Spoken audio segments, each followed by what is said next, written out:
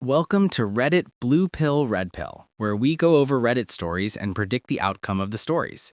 Please listen and play along by typing in your choices into the comments. There are 5 seconds to answer, or you can pause the video. Today we have a story about a man who is waiting for an apology from his wife. Alright, let's get on to the story. My wife and I have 3 kids. Thursday, my wife was helping our 9-year-old with her homework. She was supposed to fill in a chart with the times tables. That was a hectic day. Our 4-year-old threw up, and I was trying to clean him up, and my wife was having trouble getting our 9-year-old to focus on what she was doing because she kept looking at me. Our 9-year-old hates math and is pretty bad at it, which annoys my wife, who is usually fantastic at math. My wife asked her daughter what 7 times 7 was. Our daughter said she didn't know. My wife kept telling her to try to think of any answer. She kept saying she didn't know. My wife was getting frustrated. Our daughter finally guessed 37. My wife said close, 47. The OP in this story is married with a wife and 3 young children. His wife helps the kids with their homework, and they seem to split the duties of the house. Their daughter hates math, and that is a subject her mother was currently trying to help her with at the moment. Kids that age have very short attention spans. Plus, with the child not liking math to begin with, we can see how this can be frustrating for all involved. But I commend the mother for sticking with it and trying to push their daughter on the subject. But there is definitely a line where the pushing can get too far. The child seemed to honestly not know the answer, and just asking her to make something up doesn't sound very productive. What do you think? If you have a child who had difficulty with a particular subject, would you try to force more work to make the child catch up? If so, type Q1 blue in the comments. If you feel that the school and teachers are best prepared to help struggling students catch up, then type Q1 red.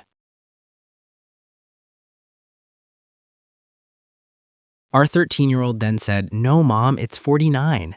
My wife snapped at that point and told him to shut up and go upstairs. He went into the backyard instead. She took a deep breath and then went into our room.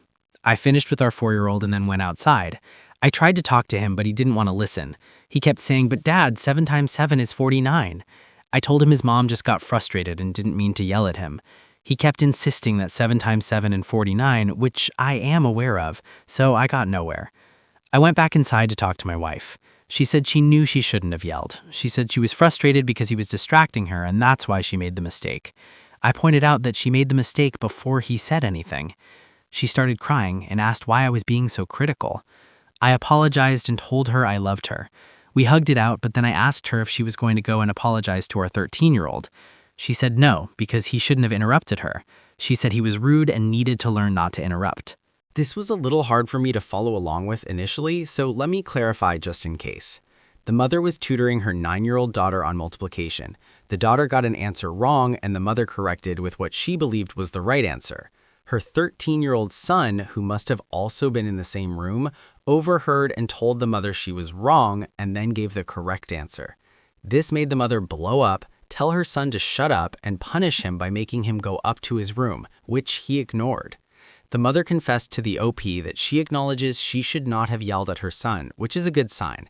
However, when the OP asked if she was going to apologize to her son for snapping at him, she refused because she felt he was being rude by butting in on her tutoring session with her daughter without being asked to. I know some parents can be sticklers when it comes to children cutting in on other people's conversations. The OP seems to be the kind of parent that tries to instill this on their children, which I can understand. But it seems the son kind of just answered impulsively. He wasn't trying to be rude, he was just trying to help because his mother gave a wrong answer. But if so, should she be this strict with this rule when her son was just trying to help and didn't mean to be rude? What do you think? If you agree with the mother that the son deserved to be punished for butting in on someone else's conversation, then type Q2 red in the comments. If you think the mother is being far too strict with this rule, type Q2 blue. I told her it's not okay to tell him to shut up. We went back and forth, and finally I said I won't be able to respect her as much if she doesn't apologize. That really hurt her. She said she needed space. She hasn't said a word to me or him since Thursday. I know that what I said is harsh, but I can't respect someone who won't apologize when they make a mistake. Am I the a-hole? My sister says I am because I'm not being supportive, and our 13-year-old is a lot. I think that even if the mother's main complaint about punishing the son for butting in on a conversation were valid, there is no excuse for telling him to shut up. She is just trying to excuse her behavior and lumping one thing with another to save face. The OP's sister is actually siding with his wife, saying he needs to be supportive of her when disciplining their son because he can be a handful. But once again, I don't see why two things have to be lumped together. The OP can be supportive of disciplining the son for butting in on someone else's conversation, while also acknowledging that she yelling at her son to shut up was uncalled for and worthy of an apology. But maybe I'm missing some info here, and the wife and sister-in-law may have a point. Maybe the son has a bad habit of constantly butting into conversations, and the wife is trying to get him to cut that off by any means necessary. What do you think? Do you side with the mother and sister-in-law? If so, type Q3 blue in the comments. If you side with the OP and insist that the mother apologize, type Q3 red. My wife got up before our alarm and started cleaning our bathroom. I started the laundry and made breakfast. She didn't say a word when she sat down to eat. She ate much faster than normal. She stood up, picked up our 4-year-old, and told our 9-year-old to get ready because they were going to the library. She didn't say anything to our 13-year-old. I told her we need to talk, and she shook her head. I followed her upstairs and insisted that we need to talk. She just kept shaking her head. She went into our 4-year-old's room and locked the door. I went downstairs and told our 13 and 9-year-olds that we are going to the dog park. They both asked if Mom was okay, and I said yes and that she needed space. I grabbed some clothes for our 9-year-old from the laundry room and she got changed in the downstairs bathroom. We are at the dog park and my wife is refusing to answer my texts. I'm starting to think this isn't about math. This is the abrupt ending of the story.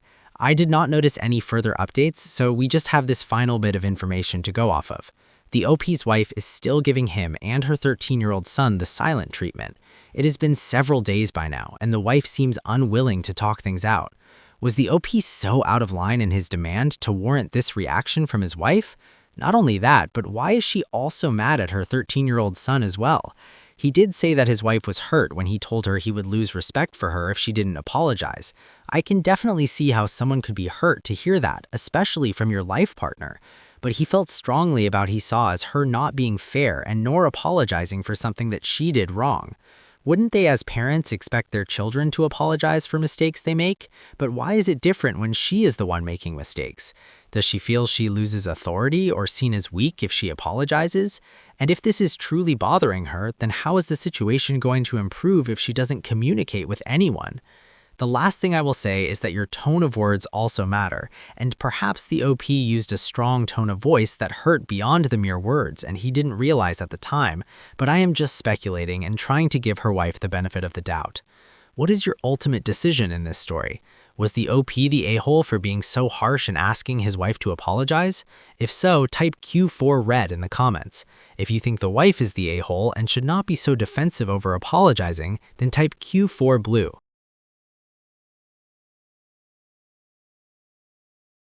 Now, let's listen to a few comments. I hope OP sees this, and I hope even more that he gets his wife to read this. I was raised very much like this. Any minor infraction, even little things like interrupting, were used to invalidate otherwise correct points made by my sister and I. Mom had a hair trigger and would burst into tears/give us the silent treatment for days. We were well-behaved kids, but we were constantly in a state of trying to make things back up to adults who were mad at us about things that weren't really our fault.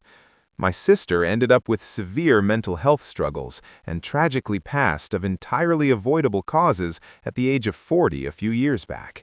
I spoke to my parents briefly on the day she died and have otherwise not talked to them in over 5 years. My life is far better for it. I have a wonderful 13-year-old daughter who loves her parents, knows they aren't perfect, and has heard us apologize more times in the past year than I heard from my parents in my entire life. Kids learn how to accept their own mistakes by having it modeled by the adults around them. Once they grow up, it is too late to say you are sorry for failing to impart that life lesson. Even if she wasn't wrong, she is the adult and his mother. She is responsible for their interpersonal dynamic. To manipulate your own child this way and over the course of days is monstrous. Not the a-hole, and OP's wife is setting herself up for no contact in the future if she keeps treating him this way. I wonder why my son doesn't visit or talk to me anymore. OP's wife in 10 years. This might sound dramatic, but as a child who was routinely given the silent treatment and told to shut up by my mother, this is a possibility. OP, your wife needs to look at how she treats your children and how she conducts herself in these situations, because if it continues, she's not only teaching your kids it's okay to yell at people for ridiculous reasons, she's showing your son pretty bad and emotionally immature responses to situations that should be easy to navigate. I might sound dramatic, but honestly, this is his formidable years, and she's showing him that she's not a safe space, not the a-hole. I was a career teacher. I had a banner above my whiteboard that said, "Mistakes are to learn from." I taught my students to own their mistakes and look at them as learning experiences.